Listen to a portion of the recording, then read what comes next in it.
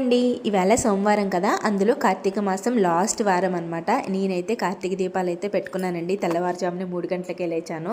ఇంకా ఎప్పట్లాగే ఇంట్లో పనులన్నీ చేసుకుని కార్తీక దీపాలు పెట్టుకున్నాను. బయట పూజ అయిపోయిన తర్వాత ఇంట్లో కూడా పూజ చేసుకున్నాను. ఆ శివయ్యకి బిల్వదళాలతో అష్టోత్తరం చదువుకుని పూజ కంప్లీట్ అయిన తర్వాత మా వాడికి లంచ్ బాక్స్ అయితే వండుతున్నానండి. లక్కోడికైతే స్కూల్ లేదు, మా వాడికైతే ఉంది.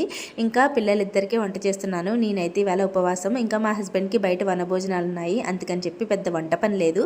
మా వాడు స్కూల్కి వెళ్ళిపోయిన తర్వాత మా ఊరి శివాలయంలో అభిషేకం చేయించుకుని ఇవాళ దీపం అయితే వెలిగించుకున్నానండి శివాలయంలో. ఇంకా దీపదానం, సాలగ్రామ దానం కూడా చేసుకున్నాను. మా ఊరి శివాలయంలో అభిషేకం అయ్యి దర్శనం అయ్యి ఇంటికి వచ్చే టైంకి 10:30 అయింది. మళ్ళీ వెంటనే దొడ్డంపేట పాతాల భీమేశ్వర స్వామి గుడికి అయితే వెళ్ళాము. చాలా ప్రశాంతంగా ఉంది. అక్కడైతే పెద్ద జనం కూడా లేరు మేము వెళ్ళే టైంకి.